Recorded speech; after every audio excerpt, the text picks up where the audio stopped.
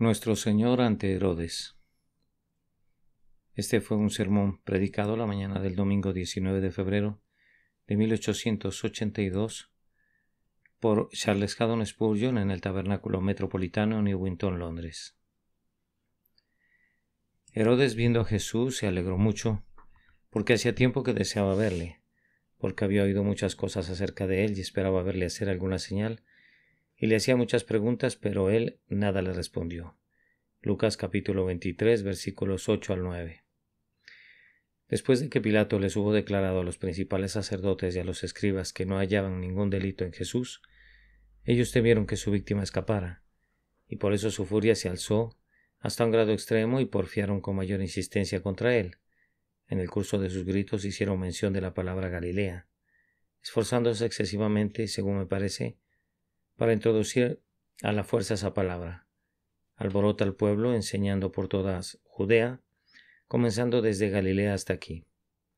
Galilea era una región tenida en gran desprecio y mencionaron ese nombre con la intención de designar a nuestro Señor, como si se tratase de un rústico campesino que pertenecía a los seres ordinarios de Galilea.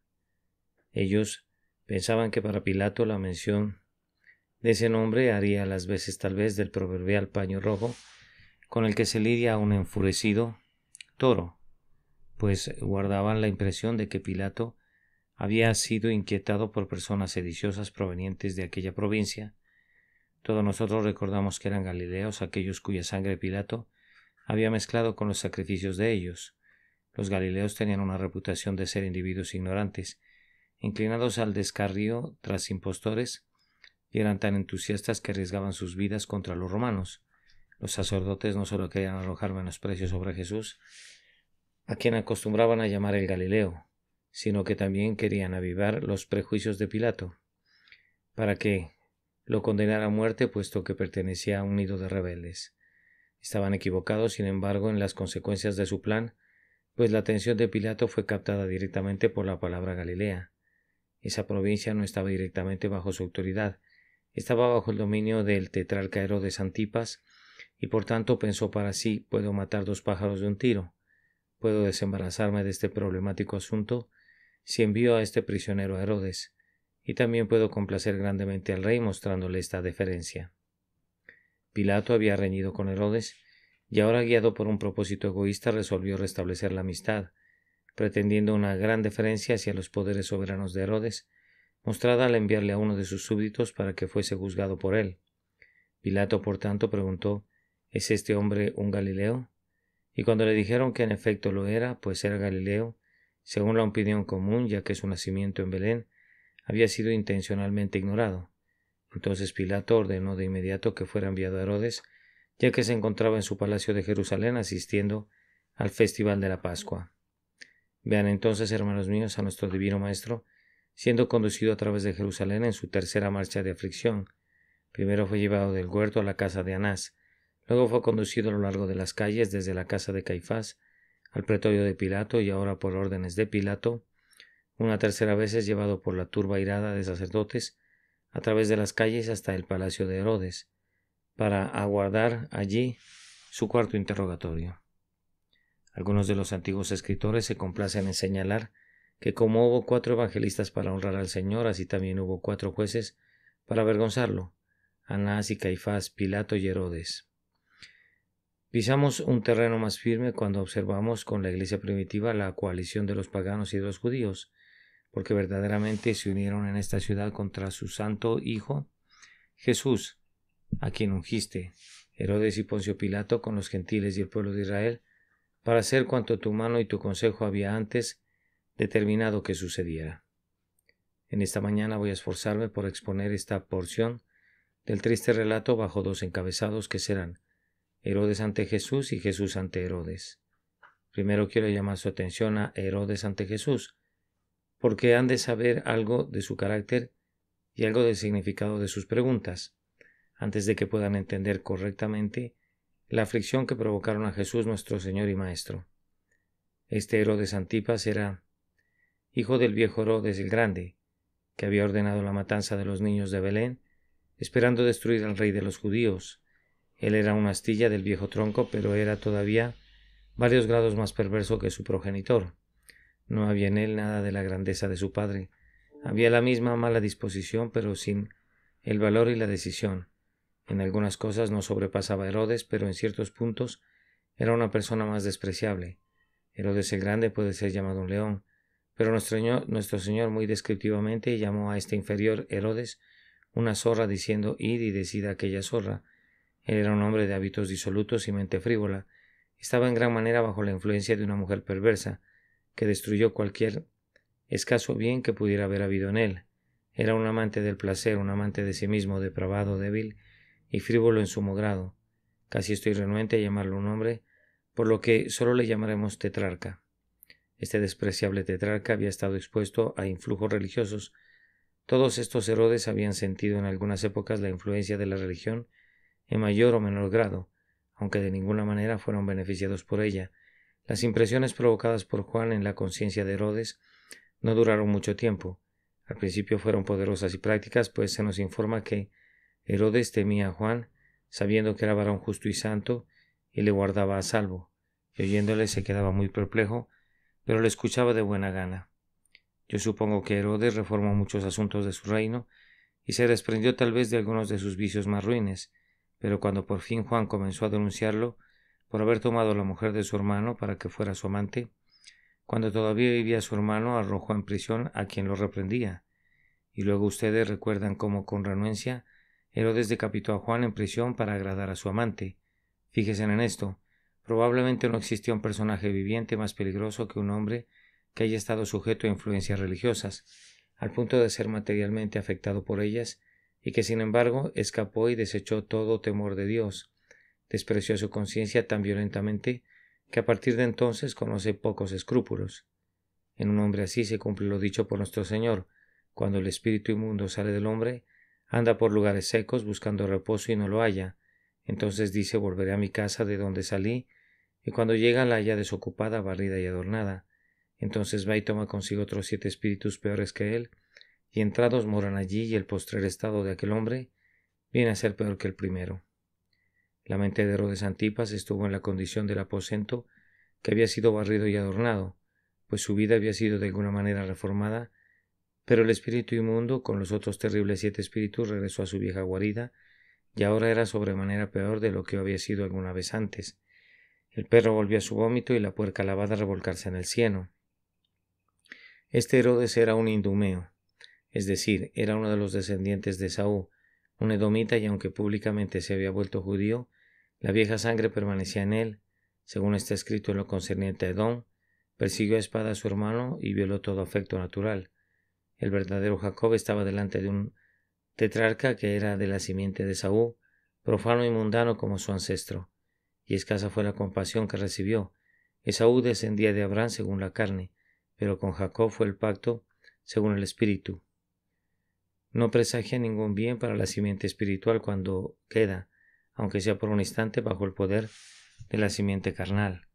Vemos cómo el hijo de la carne se dedica a burlarse, mientras que el hijo según la promesa es llamado a practicar la paciencia.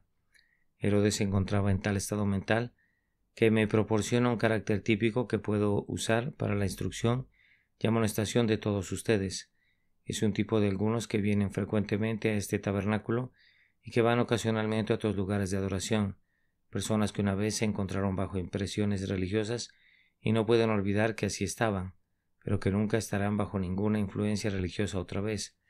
Ahora han sido endurecidos a una vana curiosidad, desean saber acerca de todo lo que ocurre en la Iglesia y en el reino de Cristo, pero están extremadamente lejos de preocuparse por formar parte y ser porción de ellos.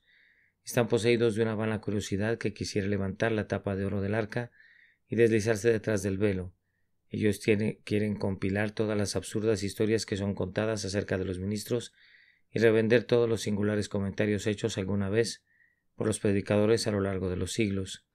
Ellos conocen con certeza todos los chismes de las iglesias, pues se alimentan de los pecados del pueblo de Dios, de la misma manera que comen pan. No es probable que su conocimiento de las cosas religiosas sea de alguna utilidad para ellos, pero siempre lo buscan con avidez. La iglesia de Dios es su salón, el servicio divino es su teatro. Para ellos los ministros son como actores y el propio evangelio es algo así como una parte de la utilería teatral. Son una especie de atenienses religiosos que pasan su tiempo entregados a oír algo nuevo, esperando que tal vez oigan algún singular e inesperado sermón para despertar una carcajada.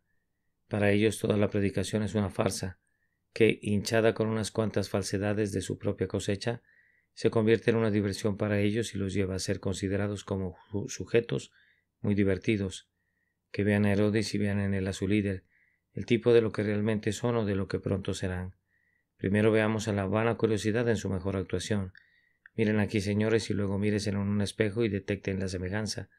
Para comenzar, encontramos que en la curiosidad de Herodes había sido estimulada porque había oído muchas cosas concernientes a Jesús. ¿Cómo llegó a oír acerca de él? Sus grandiosas obras eran materia de conversación común entre la gente. Toda Jerusalén resonaba con las noticias de sus milagros y de sus portentosas palabras. Herodes, un convertido a la fe judaica, como de hecho lo era, se interesaba en cualquier cosa que pasara entre los judíos, y con mayor razón si tenía relación con su reino, pues el recelo que despertó el enojo de su padre no estaba del todo ausente en su hijo. Sin duda también había oído acerca de Cristo por parte de Juan. Juan no le predicaría mucho a Herodes sin que usara su propio texto grandioso. He aquí el Cordero de Dios que quita el pecado del mundo. Estoy seguro de que aunque Juan era un predicador de justicia, no había dejado de ser el heraldo del Salvador que venía, y así de los severos labios del gran Bautista. Herodes habría oído acerca del rey de los judíos y algo relativo a su reino. Cuando Juan murió, Herodes oyó todavía más acerca de Cristo, de tal forma que maravillado por los hechos que estaban ocurriendo, dijo: «Este es Juan el Bautista, a quien yo decapité. Ha resucitado de los muertos». Jesús se convirtió en una especie de pesadilla para su conciencia. Estaba turbado y alarmado por lo que oía que el profeta de Nazaret estaba haciendo. Además de eso, había una persona en su casa que sin duda conocía mucho acerca del Salvador, pues en la corte de Herodes estaba el esposo de una mujer que servía de sus bienes al Señor. El nombre de la dama era Juana y su esposo era Chuza, el intendente de Herodes. Yo supongo que era el mayordomo y administrador de su casa. Chuza pudo haberle proporcionado noticias frescas relativas a Jesús, y podemos estar seguros de que amplió sus averiguaciones, pues el temor del gran profeta estaba sobre él. De esta manera, la curiosidad de Herodes había sido estimulada en cuanto a nuestro Señor Jesucristo durante un tiempo considerable y anhelaba verlo. Yo no lamento cuando esto le ocurre a alguno de mis lectores. Me alegro mucho de lo que lo oigan algo acerca del Señor por parte de sus amigos, algo acerca de Él por parte de sus ministros y por parte de aquellos de nosotros cuya mayor gloria es que, aunque no somos dignos de desatar la correa de su calzado, todo nuestro oficio aquí abajo es clamar: «He aquí el Cordero de Dios». Así que estos rumores, esta plática, estas amonestaciones habían engendrado el deseo en la mente de Herodes de que sus ojos posaran en Jesús. Hasta que aquí todo va bien. Con frecuencia hay hombres en estos tiempos que vienen a la casa de oración para oír al predicador, no porque quieran ser convertidos, no porque tengan alguna idea de volverse alguna vez seguidores de Jesús, sino porque han oído algo acerca de la verdadera religión que provoca su curiosidad y quisieran saber de qué se trata todo eso. Son aficionados a las curiosidades de la literatura y también quieren estudiar las curiosidades de la religión, las rarezas de la oratoria y cosas notables de tipo teológico. Se dice de Herodes, como consecuencia de esta curiosidad, que se alegró de ver a Jesús. Se dice que se alegró mucho. Qué esperanzador es encontrarse en este estado. ¿Acaso no podríamos esperar grandes cosas cuando un hombre ve a Jesús y se alegra mucho? Cuando leí este pasaje en privado pensé: vamos, este lenguaje podría describir muy bien a un hijo de Dios. Nuestro texto podría ser expresado adecuadamente en referencia a nosotros. Permítame leerlo línea por línea y comentarlo. Herodes, viendo a Jesús, se alegró mucho. De igual manera se alegraron los apóstoles cuando Jesús se manifestó a ellos, pues está escrito: y los discípulos se regocijaron viendo al Señor. ¿Qué otra visión puede proporcionar tal gozo a un verdadero creyente? Porque deseaba verle. ¿Acaso no estamos deseosos nosotros? ¿No está anhelando todo su pueblo esa beatífica visión que constituirá su cielo a lo largo de toda la eternidad? Porque hacía tiempo que deseaba verle. Esto es también verdad en cuanto a nosotros. Nuestros corazones están cansados de velar y nuestros ojos han desfallecido por estar anhelantes de la visión de su rostro. ¿Por qué tarda? Clamamos: Apresúrate, amado mío, y sé semejante al corzo o al cervatillo sobre las montañas de los aromas, porque había oído muchas cosas acerca de él y esperaba verle hacer alguna señal. Esta también es nuestra esperanza. Queremos ver y sentir algún milagro de la gracia, ya sea sobre nuestros ojos para que sean abiertos, o sobre nuestras manos para que podamos tener mayor poder en la obra del Señor, o sobre nuestros pies para que corramos en los caminos de la obediencia, y especialmente sobre nuestros corazones para que siempre seamos benévolos y tiernos, puros y agraciados para sentir la mente de Dios. Sí, estas palabras suenan muy bonito en verdad, mas sin embargo ustedes pueden ver que el significado no era el espiritual y elevado que uno les asignaría, sino el bajo y rastrero que era todo lo que Herodes podría alcanzar. Herodes se alegró mucho, pero se trataba de una alegría frívola, porque esperaba que ahora su curiosidad se viera satisfecha. Tenía a Jesús en su poder y esperaba oír algo ahora de la oratoria del profeta, de quien los hombres decían: jamás hombre alguno ha hablado como este hombre. Esperaban ver obrar un milagro a aquel de quien el testimonio era: bien lo ha hecho todo. ¿Acaso no podría el gran profeta ser inducido a multiplicar los panes y los peces? ¿No podría tal vez persuadirlo a que curara a algún mendigo ciego o hacer que algún cojo saltara como una liebre? ¿Acaso un milagro no proporcionaría un raro júbilo para el palacio de Herodes y no causaría una nueva sensación en el desgastado libertino? Si, por ejemplo, un cadáver fuese desenterrado y Jesús lo restaurara a la vida, sería algo digno de comentarse cuando el rey disfrutara de la siguiente borrachera con Herodías y la gente de su calaña, cuando cada uno estuviera tratando de superar al otro en el relato de extrañas historias. Herodes los superaría a todos. En este estilo, mucha gente viene a oír el Evangelio, quieren tener una anécdota propia acerca de un notorio predicador, y si no ven algo ridículo o si no oyen algo impactante, inventarán una historia y jurarán que la oyeron y la vieron, aunque la mentira pudiera atragantarlos. Actúan así porque vienen a oír, solo para nutrir su hambrienta curiosidad. Nadie lleva esto a tal extremo como aquellos que una vez sintieron una medida del poder de la palabra de Dios, pero la arrojan con una sacudida. Estos son los burladores cuyas ataduras se aprietan más. Estos son los haraganes que convierten incluso el testimonio del Señor en alimento para su diversión. Sin embargo, al primer vistazo hay algo que parece muy esperanzador acerca de ellos, y nos place que exhiban tal gozo cuando Cristo es expuesto delante de ellos. Una señal negativa en cuanto a Herodes fue el hecho de que su conciencia se había adormecido. Después de haberle remordido por un tiempo, por un breve periodo, Herodes había estado temeroso de Jesús y temblaba por miedo de que Juan hubiese resucitado de los muertos, pero el miedo se había aplacado y la superstición había cedido ante su escepticismo saduceo. Esperaba que Jesús hiciera algo maravilloso en su presencia, pero había perdido todo miedo al justo y santo. Herodes era un hombre de una mente vana. Mandó a matar al día siguiente al hombre que el día anterior temió, y el que recibía con alegría lo despedía con escarnio. No le quedaba a Herodes ningún sentimiento hacia Jesús, excepto la sed de ver algo nuevo, el deseo de ser asombrado, las ansias de ser entretenido. Me parece verlo ahora sentado en su trono, expectante de presenciar prodigios como un buen hombre frívolo que era. Ahora veremos, se decía, ahora veremos lo que veremos. Tal vez se liberará utilizando la pura fuerza. Si caminó sobre el mar, probablemente volará por los aires. Tal vez se volverá invisible y así pasará por el medio de los principales sacerdotes. He oído que muchas veces, cuando querían apedrearle o despeñarle desde la cumbre de un monte, él se alejaba pasando por en medio de ellos. Tal vez haga lo mismo esta mañana. Allí está sentado el astuto príncipe, conjeturando cuál iba a ser el portento, considerando incluso las manifestaciones del poder divino como meros trucos de un artista del espectáculo o ilusiones de un mago. Cuando Jesús fue presentado delante de él, comenzó a hacerle preguntas y le hacía muchas preguntas. Me alegra que las preguntas no estén registradas. No nos podrían haber hecho ningún bien, y además nuestros modernos Herodes son grandes maestros de este arte en nuestros días y no necesitan que nadie les enseñe. No necesitamos que nos proporcionen viejas argucias y preguntas, pues la provisión corresponde a nuestros requerimientos. Los necios pueden hacer más preguntas en 10 minutos de las que los sabios son capaces de responder en 50 años. Yo digo que no necesitamos las viejas preguntas, pero me atrevería a decir que serían preguntas de este tipo.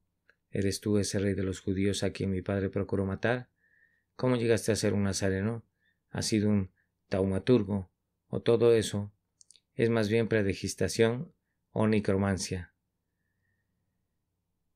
Juan me habló de ti, ¿Lo engañaste o es verdad?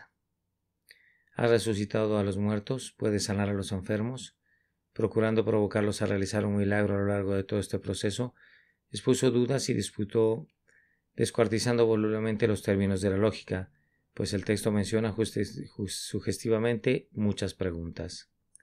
Los curiosos en materia de religión son generalmente muy propensos a hacer preguntas no que necesiten a Cristo, no que necesiten al cielo, no que necesiten el perdón del pecado, no que necesiten nada bueno, pero aún así querrían saber todo aquello que sea oscuro y misterioso en teología, querrían tener una relación de las dificultades de la fe, un catálogo de las curiosidades de la experiencia espiritual. Algunos hombres coleccionan helechos, otros son expertos en escarabajos, y estas personas fisgonean en la vida de la Iglesia, en sus doctrinas, en sus empeños, metas y debilidades, especialmente en estas últimas. Podrían escribir un libro sobre la Inglaterra ortodoxa y la Inglaterra heterodoxa, y reflexionar con unción sobre extravagancias mentales. Les proporcionan algo nuevo e incrementa su acopio de información, y por eso no escatiman preguntas fisgonas, pues ellos quisieran analizar el maná del cielo y destilar las lágrimas de Cristo. Nada es sagrado para ellos. Ponen a la Escritura en el potro del tormento y cavilan sobre las palabras del Espíritu Santo. De esta manera he presentado a la vana curiosidad en su mejor actuación. Ahora prosigamos y veamos cómo trató Jesús esta curiosidad, considerándola bajo el encabezado la vana curiosidad decepcionada. Y le hacía muchas preguntas, pero él nada le respondió. Si Herodes hubiera querido creer, Jesús habría estado muy dispuesto a instruirlo. Si Herodes hubiera poseído un corazón quebrantado, Jesús se habría apresurado a vendarlo con tiernas palabras. Si Herodes hubiera sido un buscador genuino, si sus dudas hubieran sido sinceras y verdaderas, el testigo fiel y verdadero, el príncipe de los reyes de la tierra, habría estado encantado de hablar con él. Pero Jesús sabía que Herodes no quería creer en él, y que no tomaría su cruz ni le seguiría, y por tanto no desperdiciaría palabras en un libertino sin alma y sin corazón. ¿Acaso no les había dicho a sus propios discípulos: no deis lo santo a los perros, ni echéis vuestras perlas delante de los cerdos? Él veía en este hombre a un ser tan ruin, astuto, cobarde y cruel, que lo catalogó como una zorra que había que dejar tranquila, más bien que como una oveja perdida que había de buscar. Él era un árbol 2 veces muerto y desarraigado. Todo lo que el maestro hizo fue guardar un absoluto silencio en su presencia, y sin importar lo que le preguntara, él nada le respondió. Observen, hermanos míos, que nuestro Señor Jesucristo no vino a este mundo para ser un actor, no dejó su gloria para ganarse la sorprendida aprobación de los hombres, y puesto que Herodes lo consideraba como un mero hacedor de milagros, y quería convertir su corte en un teatro en el que Jesús fuese el actor principal, nuestro Señor muy sabiamente guardó silencio y no hizo nada, y algunas veces sus ministros serían sabios y guardaran silencio también. Si saben que los hombres no tienen deseos de aprender, que no tienen ningún anhelo o aspiración espiritual, yo digo que serían sabios si se quedaran completamente callados. Algunas veces he admirado a George Fox, quien en una ocasión, cuando la multitud se hubo reunido a su alrededor, esperando que predicara algún sermón ardoroso, se quedó callado por espacio de 2 horas mientras la muchedumbre clamaba pidiéndole que hablara. No consiguieron ni una palabra de él. Dijo que quería que pasaran hambre de palabras, pues palabras era lo único que querían, y no el poder del espíritu. Probablemente recordaron su silencio mejor de lo que habrían recordado su más vehemente sermón. Algunas veces el silencio es todo lo que los hombres merecen, y lo único que con alguna probabilidad los conmovería. Como el Señor Jesús no era un actor, no complació a Herodes y no le respondió ni una sola palabra. Además han de recordar que Herodes ya había silenciado a la voz, y no han de sorprenderse de que no pudiera oír la palabra. Pues, ¿qué era Juan? Él dijo: yo soy la voz del que clama en el desierto. ¿Qué era Jesús sino la palabra? Alguien a quien silencia la voz muy bien le puede ser denegada la palabra. No había sido conmovida su alma superficial. Yo estaba a punto de decir hasta sus profundidades, a las profundidades que hubiera. No había sido amonestado por uno de los más grandes de los hijos de los hombres, pues entre los nacidos de mujer no se había levantado uno más grande que Juan el Bautista. No había brillado directamente a sus ojos una luz ardiente y resplandeciente, y si él rehusó oír la más grande de los hijos de los hombres y rehusó ver la luz más brillante que Dios hubiera encendido, entonces no era sino correcto que el Salvador le denegara incluso un rayo de luz y dejara que pereciera en las tinieblas que él mismo se había fabricado. Ah, señores, ustedes no pueden desdeñar las impresiones religiosas con impunidad. Dios no lo considera una nimiedad. Uno que haya sido alguna vez conmovido en su alma y haya desechado la palabra celestial, muy bien puede temer que se diga de él: no contenderá mi espíritu con el hombre para siempre. Efraín es dado a ídolos, déjalo. ¿No debería alguna conciencia aquí presente, si tuviese aunque fuese un poco de vida, ser alarmada por el recuerdo de sus anteriores rechazos del Evangelio, de sus frecuentes sofocamientos del espíritu, de sus repetidos pisotones sobre la sangre de Jesús? Si Dios no te habla otra vez por la vía de la misericordia, no tienes ningún derecho de esperar que lo haga. Y si desde este día hasta el día del juicio el Señor no te diera otra palabra de misericordia, ¿quién podría decir que has sido tratado duramente? ¿No lo has merecido de sus manos, al igual que lo mereció Herodes? Además, recuerden que Herodes habría podido oír a Cristo anteriormente cientos de veces, si hubiese querido hacerlo. Jesús podía ser encontrado siempre por aquellos que deseaban escucharlo. Él no se desplazaba a hurtadillas en Galilea, ni sostenía conciliábulos secretos y encubiertos. Siempre hablaba en las sinagogas y Herodes habría podido ir allí. Él hablaba en las calles o en las orillas del mar, o en las faldas de los montes, y Herodes habría podido ir allí. Jesús estaba valerosamente delante del pueblo, y su enseñanza era pública y libre.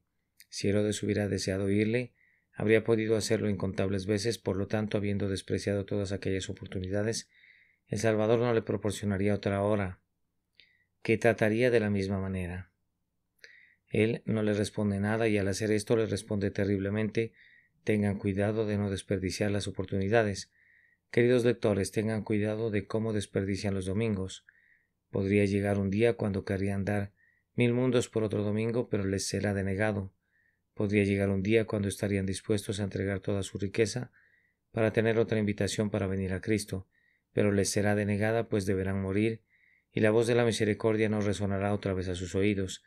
Aquellos que no quieren cuando pueden, no podrán cuando quieran. Muchos tocarán después de que el señor de la casa se hubiera levantado y hubiera cerrado la puerta, pero cuando él cierra, ningún hombre abre. La puerta fue cerrada para Herodes. Observen que nuestro Señor tenía una buena razón para rehusar hablar con Herodes esta vez, en adición a las razones ya mencionadas, y consistía en que él no quería que se supusiera que había cedido a la pompa y dignidad de los hombres. Jesús nunca rehusó una respuesta a la pregunta de un mendigo, pero no complacería la curiosidad de un rey. Herodes sueña que tiene el derecho de hacer cualesquiera preguntas impertinentes que se le ocurrirían inventar, pero Jesús no sabe nada de los derechos de los hombres en una materia así. Para él cuenta únicamente la gracia, y para él el príncipe sobre el trono es una pizca mejor que el campesino en su casucha. Y así, cuando Herodes en todo su orgullo y gloria está completamente seguro de que Cristo le rendirá deferencia, y tal vez lo alude para ganar a su favor, Jesús no le hace caso. Él no quiere nada con el asesino de Juan el Bautista. Si Herodes hubiera sido el más pobre y más despreciable leproso de toda Judea, si hubiera sido el más humilde mendigo de la calle, que fuera cojo o ciego, su voz habría sido escuchada de inmediato por el Señor de misericordia. Pero él no iba a responder al príncipe que espera un homenaje de sus amos, ni alimentaría los vanos deseos de un réprobo taimado. ¿Qué favor querría de la mano de Herodes? Él no había venido para ser liberado, él había venido para morir, y por eso puso su rostro como un pedernal, y con un valor heroico no le responde ni una sola palabra. Ahora entonces han visto la frívola curiosidad en su punto de mayor lucimiento, y la han visto decepcionada como generalmente lo está hasta este día. Si la gente viene para oír el Evangelio motivada por esta frívola curiosidad, usualmente se retira diciendo: realmente no veo nada en él. No hemos oído nada elocuente, nada profundo, nada extravagante. Precisamente así es. No hay nada en el Evangelio para complacer a los voluptuosos, aunque hay todo para bendecir a los pobres. Jesús no le respondió nada a Herodes, y no le responderá nada a ustedes si son de la misma calaña de Herodes. La sentencia para los frívolos es que no reciban ninguna respuesta del Evangelio. Ni las Escrituras, ni el ministerio, ni el Espíritu de Dios, ni el Señor Jesús hablarán con ellos. ¿Cuál fue el resultado de esa desilusión en Herodes? La vana curiosidad se condensa y se torna en escarnio. Piensa que el hombre es un tonto, si no es que un idiota, y se lo dice, y comienza a burlarse de él. Con sus soldados comienza a mofarse de él y a menospreciarle, que significa abatirlo a la nada. Llama a sus soldados y les dice: miren a esta criatura. Él no responde una sola palabra a lo que le digo. ¿Está privado de sus sentidos? Despiértenlo y vean. Entonces ellos se mofan y se ríen y se burlan y le menosprecian. Tengo una idea, dice Herodes. Él dice: ¿qué es un rey? traigan mi blanca ropa relumbrante y póngasela, lo investiremos de rey. Y así lo cubrieron con esta ropa. Y otra vez se agolparon sobre él ultrajándolo. No fue extraño que lo vistieran con un espléndido manto de un blanco deslumbrante. Los escritores medievales se complacían en reflexionar sobre el hecho de que Herodes vistió de blanco a nuestro Señor y después Pilato lo vistió de púrpura. ¿Acaso no es él el lirio del valle y la rosa de Sharon? ¿Acaso no es incomparablemente blanco por su inocencia y también gloriosamente rojo en su sangre expiatoria? Así en su propio escarnio ellos nos exponen inconscientemente tanto su santidad inmaculada como su majestuosa realeza. Cuando lo hubieron insultado hasta la saciedad, lo enviaron de regreso a Pilato, pateándole a su antojo desde los pies a la cabeza como si fuese una pelota de fútbol para su diversión. Entonces nuestro Señor completó su cuarta procesión dolorosa a través de las calles de la ciudad por la que había llorado. Eso es lo que a la larga hacen con Cristo con los holgazanes. En su desilusión se cansan de él y de su evangelio y claman: fuera con él, no hay nada en él, nada de lo que buscábamos, nada que satisfaga la curiosidad, nada sensacional, lléveselo. Y Jesús se aleja para no regresar nunca, y ese es el fin de Herodes y el fin de muchísimas personas más. Mi tiempo casi se ha agotado, pero sean indulgentes conmigo, mientras por unos cuantos minutos procuro exponer a Jesús en la presencia de Herodes. Aunque no se registran golpes, yo cuestiono seriamente si nuestro divino maestro sufrió en alguna otra parte más de lo que sufrió en el palacio de Herodes. Ustedes y yo tal vez captemos más fácilmente el dolor de los sufrimientos más notorios cuando le azotaron y cuando tejieron la corona de espinas y la pusieron sobre su cabeza. Pero la mente delicada y sensible de nuestro Señor posiblemente fue más afectada por lo que sufrió en el palacio de Herodes que por la tortura más despiadada. Pues, primero, he aquí un hombre totalmente entregado a la salvación de nuestras almas, y en medio de su dolorosa pasión es considerado como un charlatán y un simple actor, de quien se espera que obre un milagro para diversión de una corte impía, como leyera un hombre sincero en lo más vivo cuando descubre que, sin importar lo que haga, la gente no simpatiza con él en sinceridad, sino que critican fríamente su estilo o remedan sus modales, o admiran sus expresiones como asuntos de gusto literario. Quebranta tu corazón cuando tu autor te hace olvidar tu yo, solo para descubrir que otros están fijándose en bagatelas, convirtiendo tus esfuerzos en una especie de espectáculo. El Cristo debe de haberse sentido herido en su propia alma cuando fue tratado como un mero actor, como si hubiese dejado el seno del Padre y estuviese a punto de entregarse a la muerte y sin embargo estuviera tratando de divertir y asombrar. Yo sé cómo entristece a los siervos de mi Señor cuando predican, entregando su corazón para llevar a los hombres al arrepentimiento, y el único resultado es provocar el comentario de que sus argumentos fueron muy sorprendentes y esa patética pieza fue muy buena. Hay una espina en tales palabras gélidas que penetra más profundamente que la corona de espinas. La horrible indiferencia golpea como el látigo romano. Luego pensar que nuestro Señor es interrogado por un majadero como Herodes, un hombre de un alma sincera e intensa, viviendo únicamente para una cosa que era la redención de la humanidad, está aquí siendo afligido por las necias preguntas de un hombre del mundo. ¿Se han encontrado alguna vez en una agonía del dolor corporal y reciben la visita de alguna persona frívola que comienza a torturarlos con las mayores sandeces y contrasentidos? ¿Acaso no han sentido que sus locuacidades eran peores que el dolor? Debe de haber sucedido lo mismo con Jesús. Cuando lo ridículo interroga a lo sublime, el resultado es la calamidad.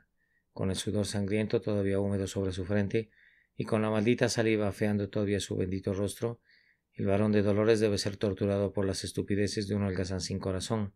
Con su corazón aplastado por un sentido de la terrible pena del pecado, el grandioso sustituto de los pecadores debe ser molestado por la mezquina palabrería y las impúdicas burlas de los seres más ruines de la humanidad, resolviendo eternos conflictos y edificando un templo eterno para el Dios viviente.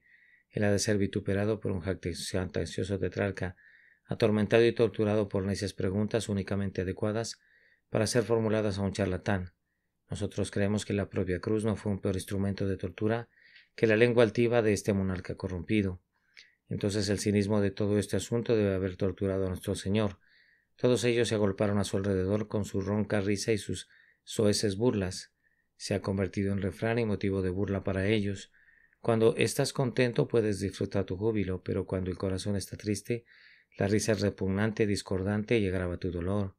Ahora éste se ríe y luego aquel se burla, mientras que un tercero saca la lengua y todos ellos están estrepitosamente joviales. En armonía todos ellos lo están ninguneando, aunque con terrible determinación. Él está levantando el mundo fuera del pantano del desierto y colgándolo en su lugar entre las estrellas de la gloria del nuevo. Jesús estaba ejecutando tareas más que hercúleas, y estos seres insignificantes como tantos tábanos y mosquitos le estaban picando. Las cosas pequeñas son grandes como instrumentos de tortura, y estos seres indignos hicieron lo más que pudieron para atormentar a nuestro Señor. Oh, la tortura del Espíritu del Señor. Recuerden que no fue una pequeña aflicción para nuestro Señor permanecer callado. Ustedes me dirán que se muestra majestuoso en su silencio. Eso es correcto, pero el dolor de ello fue agudo. ¿Puedes hablar bien? Te encanta hablar para el bien de tus semejantes y sabes que cuando hablas muy a menudo tus palabras son espíritu y son vida para aquellos que te escuchan. Sería muy duro sentirse obligado a rehusarles una buena palabra. No se imaginen que el Señor despreciaba a Herodes como Herodes despreciaba al Señor. Ah, no.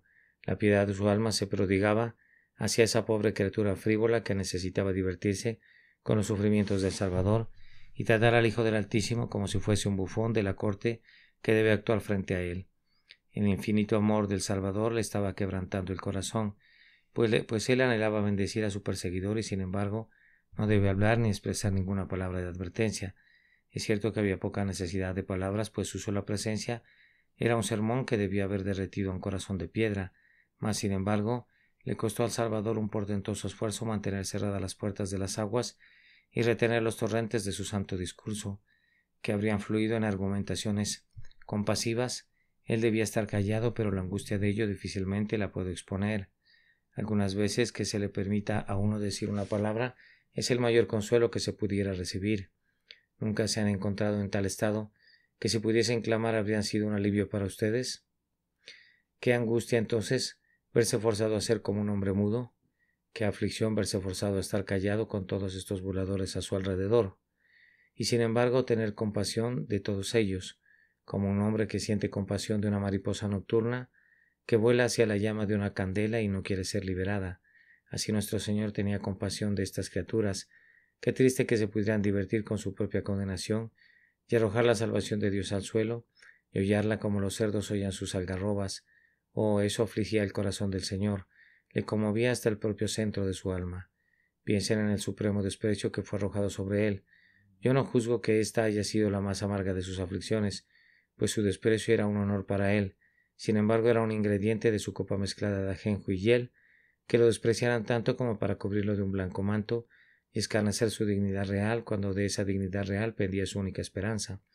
Entonces Herodes con sus soldados la menospreció, es decir, lo rebajaron a nada y se burlaron y se rieron de él, y si no había nada incluso acerca de su condición de hombre que pudiera respetar, inventaron formas por las cuales podían derramar escarnio sobre él. Lucas es el Evangelio del hombre. Si quieren leer acerca de Jesús en su humanidad, lean a Lucas, y allí verán cómo su propia humanidad fue hollada en el cielo por estas criaturas inhumanas que encontraban su deleite en el desprecio. Vean entonces a su Señor y Maestro y permítanme hacerles 2 o 3 preguntas. ¿No piensan que este silencio peculiar de Jesús era una parte de su angustia, en la que estaba soportando el castigo por los pecados de ustedes de la lengua? Vamos, vamos, redimidos del Señor. Cuán a menudo han abusado de su lenguaje por el uso de las palabras licenciosas, cuán a menudo hemos expresado palabras murmuradoras, palabras altivas, palabras falsas, palabras de desprecio a las cosas santas, y ahora nuestros pecados de la lengua están cayendo todos sobre él, y él debe quedarse callado allí y soportar nuestro castigo.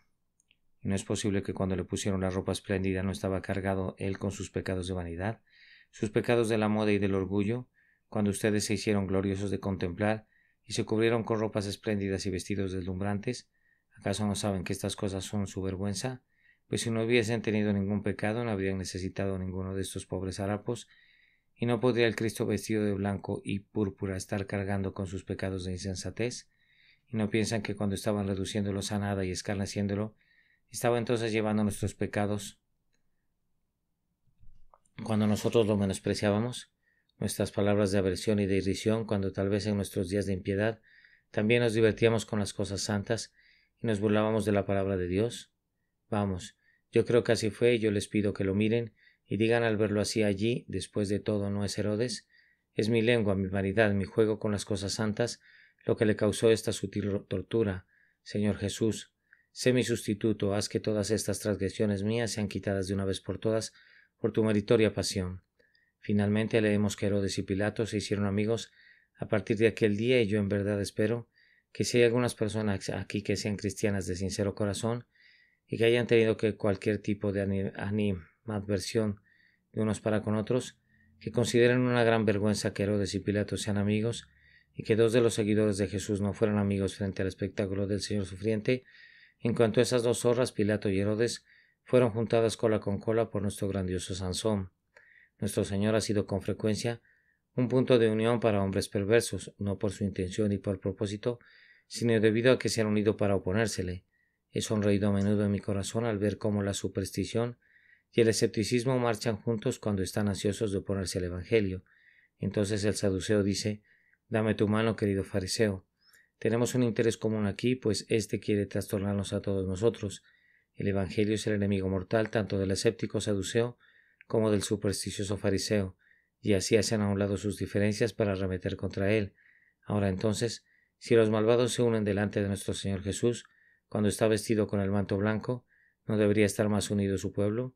Especialmente si recuerdan que él dijo: «Un mandamiento nuevo os doy, que os améis unos a otros». Yo les exhorto por su reverencia para con él, a quien llaman Maestro y Señor, que si tienen alguna diferencia de cualquier tipo con algún hermano cristiano, no permitan que se ponga el sol mientras no le hubieran puesto un fin por un sincero amor a Jesús. Que se han visto y que se ha visto que Cristo es el grandioso unificador de todos aquellos que están en Él. Él quiere que nos amemos los unos a los otros como Él nos ha amado. Y su oración es que seamos uno. Que el Señor oiga esa oración y nos haga uno en Cristo Jesús. Amén. Nuestro Señor ante Herodes. Este sermón fue predicado la mañana del domingo 19 de febrero de 1882 por el reverendo Charles Haddon Spurgeon en el Tabernáculo Metropolitano, New Winton, Londres. Herodes, viendo a Jesús, se alegró mucho, porque hacía tiempo que deseaba verle, porque había oído muchas cosas acerca de él, y esperaba verle hacer alguna señal. Y le hacía muchas preguntas, pero él nada le respondió. Lucas capítulo 23, versículos 8 al 9.